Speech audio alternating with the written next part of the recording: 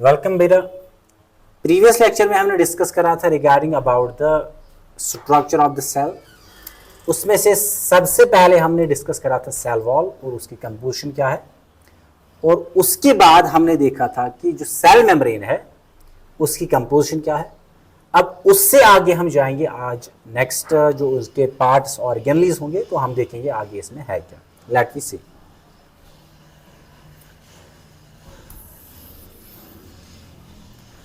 तो नेक्स्ट जो आज हमारा टॉपिक है ये सेम ही है, that is the cell structure. Cell structure तो लास्ट हमने पढ़ा था up to the cell membrane. अब आगे इसमें है क्या देख लेते हैं। लास्ट हमने एक रफ स्केच ड्रा किया था किसका, एक सेल का। अब सेल को मैंने बोला था दैट इन द सेंटर, ये सबसे पहले है outer covering, this is called the cell wall, जिसको हमने पढ़ा है। रॉक कंपोजिशन हमने देखी है। अब आगे उसके जो डिटेल्स होंगे वो हम डिटेल के साथ पढ़ेंगे। फिर हमने सेल मेम्ब्रेन देखा था। अब आज हम इसमें देख लेंगे कि इसका जो न्यूक्लियस है वो क्या है। सबसे पहले हम देख लेंगे यहां पे न्यूक्लियस।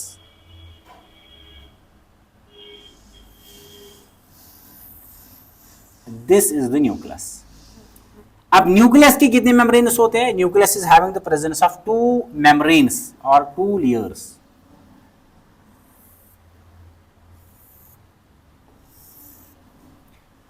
अब इसमें जो आउटर मेम्ब्रेन होती है, ये आउटर मेम्ब्रेन कंटिन्यूअस होती है with the membrane of the endoplasmic reticulum.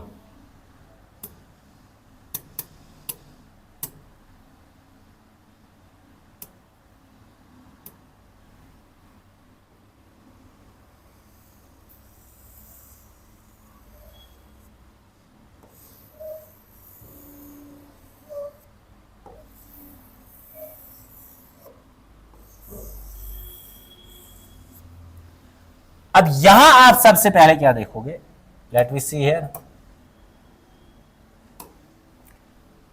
ये है न्यूक्लियस, ये है न्यूक्लियस की इनर न्यूक्लियर मेम्ब्रेन। ये न्यूक्लियस की इनर मेम्ब्रेन है। अब न्यूक्लियस की जो आउटर मेम्ब्रेन है, this is the outer membrane. ये है outer membrane.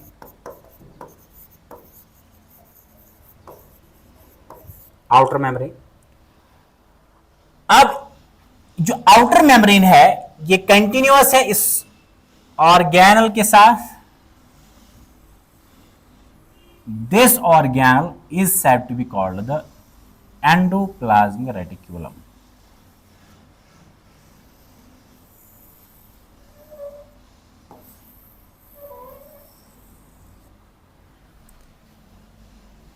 This is the endoplasmic reticulum.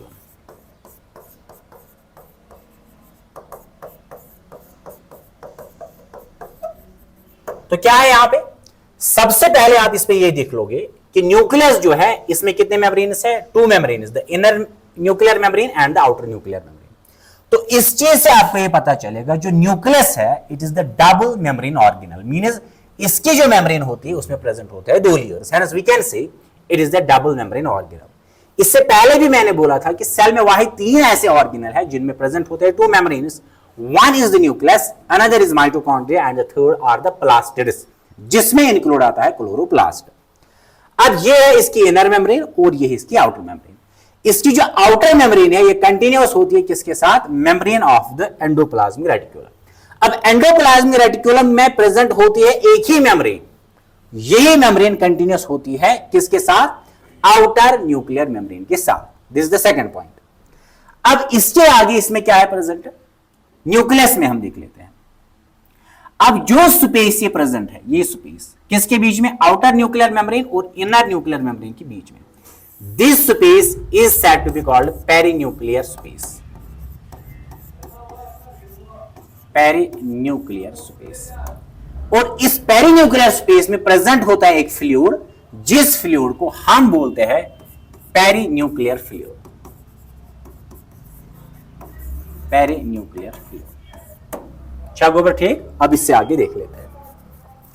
अब जो इनर मेम्ब्रेन है, इस इनर मेम्ब्रेन की इनसाइड प्रेजेंट होता है एक विस्कस फ्लूइड, जिस फ्लूइड को हम बोलते हैं न्यूक्लियोप्लाज्म। न्यूक्लियोप्लाज्म क्या है? इनर न्यूक्लियर मेम्ब्रेन के इनसाइड प्रेजेंट एक फ्लूइड होता है, विस्कस फ्लूइड होता है। And viscous here means that जिसकी विस्कोसिटी ज्यादा होगी उसका फ्लो कम होगा। इसकी मैंने पहले भी एग्जांपल बोली थी, लाइक द हनी है, इस पर माछ या मस्टर्ड ऑयल है एटसेट्रा, या ग्लिसरीन है। तो ये क्या है? विस्कस फ्लूइड, और इस विस्कस फ्लूइड को हम बोलते हैं न्यूक्लियोप्लाज्म। अब इस न्यूक्लियोप्लाज्म में कंपोनेंट्स होते क्या है, हम ये यहां पे देख लेते हैं। अब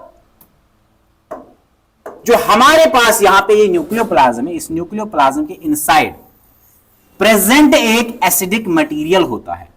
this acidic material is said to be called genetic material. ये कहलाता है जेनेटिक मटेरियल। किसको हम कहते हैं? जो एसिडिक मटेरियल प्रेजेंट होता है inside the nucleus, this material is said to be called the genetic material. इस जेनेटिक मटेरियल के बगैर इसमें प्रेजेंट एक सुफेरिकल स्ट्रक्चर होता है, स्मॉल सुफेरिकल स्ट्रक्चर। इसकी कंपोजिशन भी हम आगे पढ़ेंगे। This spherical structure is said to be called nucleolus. ये कहलाता है न्यूक्लियोलस। अब ये जो जेनेटिक मटेरियल है जो कहां है प्रेजेंट? Inside the nucleus. यहां से आप इसमें मेन फोकस रखोगे, क्योंकि यहां से मेन टॉपिक यहां पे स्टार्ट होता है न्यूक्लियस का। अब जेनेटिक मटेरियल जो है यहां पे हम नेक्स्ट स्लाइड पे देखेंगे। अब हमारे क्या पास है प्रेजेंट? ये है जेनेटिक मटेरियल, ये है हमारे पास जेनेटिक मटेरियल, ये है जेनेटिक मटेरियल। अब जेनेटिक मटेरियल किसके इनसाइड है present? It is present inside the inner nuclear membrane. ये क्या है? This is inner nuclear membrane. Inner nuclear membrane हो गया यहां। अब ये जो जेनेटिक मटेरियल है जब सेल होगी किस पे? On the non dividing stage. Dividing stage याद रखना यहां से, ये बहुत इंपॉर्टेंट टॉपिक है। जब सेल होगी नॉन डिवाइडिंग स्टेज पे, उस टाइम पे ये जेनेटिक मटेरियल अपने आप को रखता है in the form of thread और in the form of fibre, या कशर पठे पंदाव छुवन। जब सेल होगी नॉन डिवाइडिंग स्टेज पे, उस टाइम पे जेनेटिक मटेरियल जो है प्रेजेंट होता है न्यूक्लियस के अंदर in the form of thread or in the form of fiber. This thread or this fiber is said to be called, इसको हम बोलते हैं क्रोमैटिन फाइबर। ये कहलाता है क्रोमैटिन फाइबर। अब क्रोमैटिन फाइबर जो है,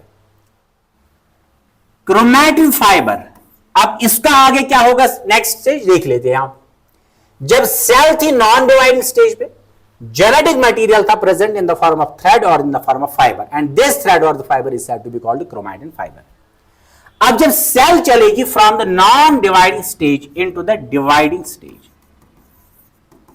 डिवाइडिंग स्टेज। और ये डिवाइडिंग नॉन डिवाइडिंग स्टेज क्या होता है? कंसाइजली, नॉन डिवाइडिंग स्टेज मतलब होता है जब ना सेल तो माइटोसिस दिखाएगी ना मियोसिस दिखाएगी, that is called non dividing stage. अब जब सेल या तो माइटोटिक डिवीजन दिखाएगी या मियोटिक डिवीजन, यानी कि माइटोसिस या मियोसिस, उस स्टेज को हम बोलते हैं डिवाइडिंग स्टेज। अब जब सेल दिखाएगी यानी कि ये शिफ्ट हो जाएगी नॉन डिवाइडिंग स्टेज से किसमें? इनटू द डिवाइडिंग स्टेज, उस टाइम पे ये क्रोमैटिन फाइबर जो है अपने आप को कंडेंस करती है, पैक करती है। जब सेल नॉन डिवाइडिंग स्टेज से शिफ्ट हो जाएगी डिवाइडिंग स्टेज में, उस टाइम पे क्रोमैटिन फाइबर अपने आप को करता है condense into the X like structures. These X-like structures are said to be called chromosomes. Chromosomes या जिनको आप बोलते हैं क्रोमोसोम्स। सिंपल क्या कहा मैंने? जब सेल नॉन डिवाइडिंग स्टेज पे होगी उस टाइम पे जेनेटिक मटेरियल प्रेजेंट होता है in the form of thread और in the form of fibre. This thread और the fibre is said to be called chromatin fibre. अब जब सेल शिफ्ट करेगी नॉन डिवाइडिंग स्टेज से इनटू द डिवाइडिंग स्टेज, तो chromatin fibre अपने आप को कंडेंस करता है into the X like structures These X-like structures are said to be called chromosomes. This is the simple information regarding the genetic material present inside the nucleus. अब इसके आगे क्या होता है, लेट वी सी। तो ऐसा को बताओ, अब हमारे पास प्रेजेंट है, या आप कह सकते हैं क्रोमैटिन फाइबर, ये है क्रोमैटिन फाइबर, या आप कह सकते हैं ये प्रेजेंट होगा हमारे पास in the form of X like structure, जिसको हम बोलते हैं क्रोमोसोम। ये क्या लाता है, क्रोमोसोम।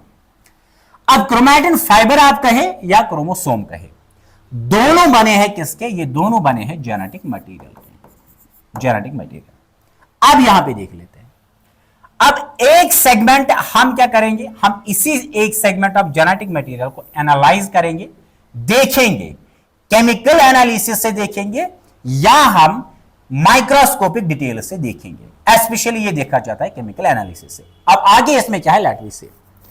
अब जब हम जेनेटिक मटेरियल का एक सेगमेंट, ये वाला सेगमेंट खोल के देखते हैं तो हमें पता चलता है कि ये जो क्रोमैटिन फाइबर है या जेनेटिक मटेरियल है, ये खुद बना है ऑफ शॉर्ट सेगमेंट्स और शॉर्ट फ्रेगमेंट्स।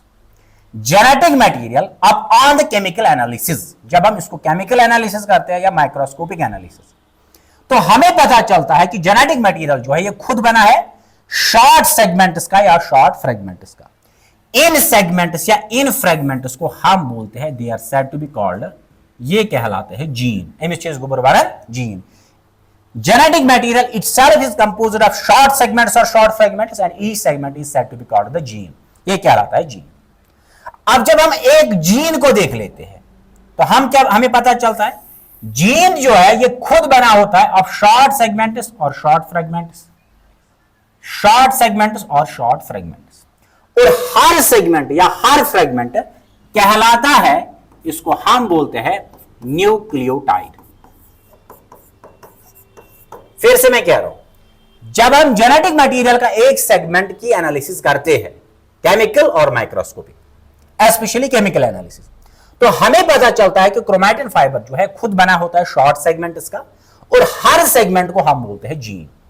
जब जीन की भी हम केमिकल एनालिसिस करते हैं तो हमें पता चलता है जीन खुद बना हुआ है शॉर्ट सेगमेंट इसका, और हर सेगमेंट को हम बोलते हैं न्यूक्लियोटाइड। अब न्यूक्लियोटाइड जो है ये खुद बना होता है 3 कंपोनेंट्स का, कंपोज्ड ऑफ 3 कंपोनेंट्स। कौन कौन से कंपोनेंट्स का देख लेते हैं यहां पे। सबसे पहले इसमें प्रेजेंट होता है जिसको हम बोलते हैं pentose sugar, pentose sugar. Second component जिसको हम बोलते हैं नाइट्रोजन बेस, और तीसरा कंपोनेंट जो है इसको हम बोलते हैं फॉस्फोरिक एसिड, या जिसको आप बोलते हैं फॉस्फेट ग्रुप। जेनेटिक मटेरियल खुद बना है शॉर्ट सेगमेंट इसका, हर सेगमेंट को जीन कहते हैं। जीन खुद बना है शॉर्ट सेगमेंट इसका, हर सेगमेंट को हम बोलते हैं न्यूक्लियोटाइड।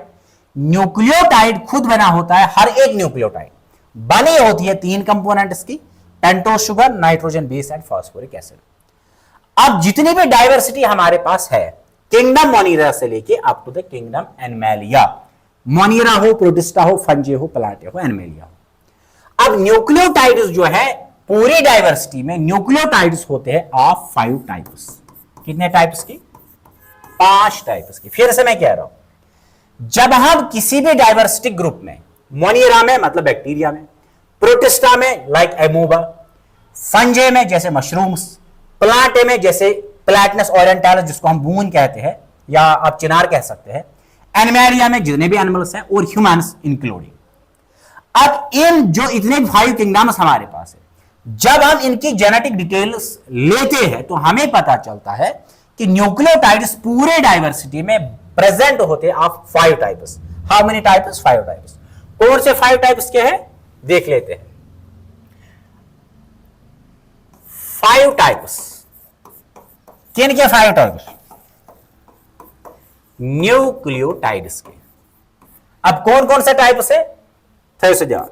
पहला टाइप जो है इसमें आप ऐसे याद रखोगे, ए, जी, सी, यू, टी। आप ऐसे याद रखोगे एजी एंड कट। एजी आप बाय नेम किसी को बुलाते हैं, एनी ऑफ योर मैटरनल और paternal ऑन्ट, it is being called.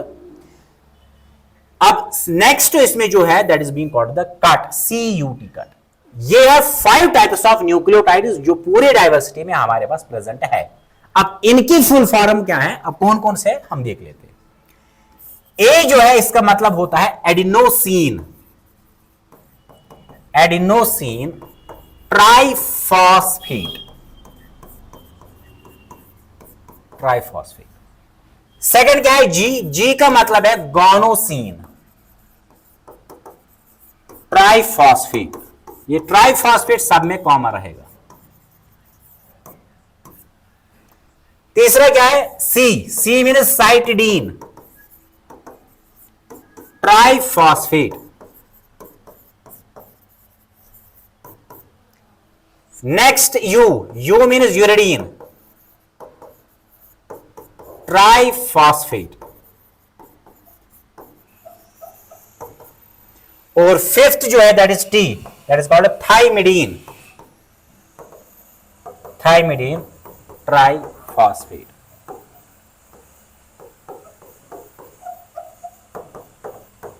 देखो क्या कहा मैंने, जेनेटिक मटेरियल खुद बना है, शॉर्ट सेगमेंट इसका हर एक को बोलते हैं हम जीन। जीन खुद बना है, शॉर्ट सेगमेंट इसका हर एक को बोलते हैं हम nucleotide.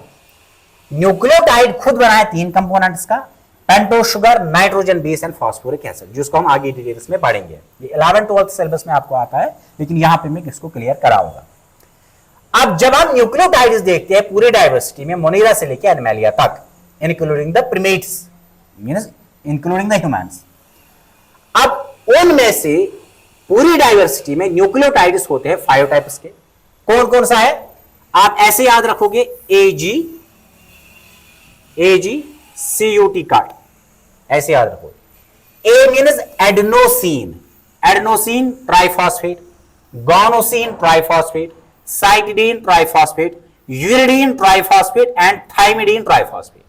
These are the 5 types of nucleotides जो प्रेजेंट होते हैं पूरे डाइवर्सिटी में। These can be the 5 types of the nucleotides present in the whole diversity. तो ये था this were the information regarding about the genetic material. ये genetic material के लिए information थी यहां तक। अब आगे क्या है इसमें देख लेते हैं। अब सबसे पहले मैंने क्या बोला था, जो न्यूक्लियोटाइड है, न्यूक्लियोटाइड। अब न्यूक्लियोटाइड मैंने बोला है ये बनी होती है 3 कंपोनेंट्स की, 3 कंपोनेंट्स। अब जो 3 कंपोनेंट्स न्यूक्लियोटाइड के हैं, कौन कौन सा मैंने बोला, एक मैंने बोला पेंटोज शुगर, सेकंड मैंने बोला नाइट्रोजन बेस, नाइट्रोजन बेस, और तीसरा मैंने बोला यहां पे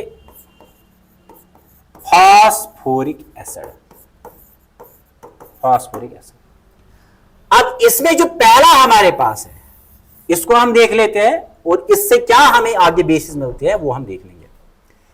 पेंटोज शुगर जो है यही बेसिस बनती है किसकी, जेनेटिक मटेरियल की। जैसे आपने सुना होगा जेनेटिक मटेरियल जो है ये हो सकता है या तो DNA या हो सकता है RNA। अब ये DNA क्या है, RNA क्या है, इसको हम यहां पे इस पेंटोज शुगर के हेल्प से देख लेंगे। तो क्या है यहां पे, लेट मी सी। अब अगर आपने देखा होगा या पढ़ा होगा इन द 10th केमिस्ट्री, तो पेंट जो है it means the 5 carbons, 1 2 3 4 and 5, 1 2 3 4 and 5, ये है 5 कार्बन्स। तो क्या है, पेंट। अब हमने क्या बोला, ये है पेंटोस, ये शुगर है। जब भी आपको कहीं मिलेगा कि शुगर है, इसका हमेशा सुफिक्स होगा ओस, OSE। इट मीन्स इस शुगर में प्रेजेंट होंगे कितने कार्बन्स, इसमें प्रेजेंट होंगे 5 कार्बन्स, 1 2 3 4 and 5। अब इसमें जो कार्बन नंबर सेकंड है, सेकंड ये वाला, अब अगर इस सेकंड कार्बन पे प्रेजेंट था OH ग्रुप, जिसको आप बोलते हैं हाइड्रोक्सल ग्रुप, हाइड्रोक्सल ग्रुप। फिर से मैं कह रहा हूं, न्यूक्लियोटाइड 3 कंपोनेंट्स की बनी है। पहला कंपोनेंट इसमें है पेंटोस शुगर। पेंट का मतलब होता है 5 कार्बन्स, 1 2 3 4 एंड 5, एंड ओस होता है सुफिक्स शुगर्स के लिए, इसलिए हम इसको बोलते हैं पेंटोस शुगर। अब इसमें कितने कार्बन्स होंगे? 5 कार्बन्स, 1 2 3 4 एंड 5। अब 5 में से जो सेकंड कार्बन है, ये वाला सेकंड कार्बन, अब सेकंड कार्बन पे अगर प्रेजेंट था OH ग्रुप, ये वाला जिसको हम बोलते हैं हाइड्रोक्सल ग्रुप, तो इस पेंटोस शुगर को हम बोलते हैं राइबोस। याद रखना, अगर पेंटोस शुगर में सेकंड कार्बन पे प्रेजेंट था हाइड्रोक्सल ग्रुप, फिर इस पेंटोस शुगर को हम बोलते हैं राइबोस। अब अगर सेकंड कार्बन पे OH के बजाय यानी कि हाइड्रोक्सल ग्रुप जो है एब्सेंट होगा, फिर से मैं कह रहा हूं, अभी तक प्रेजेंट था हाइड्रोक्सल ग्रुप तो कहलाता था राइबोस। अब अगर पेंटोस शुगर में सेकंड कार्बन पे हाइड्रोक्सल ग्रुप था एब्सेंट, तो हम इसको कहते हैं डीऑक्सीराइबोस।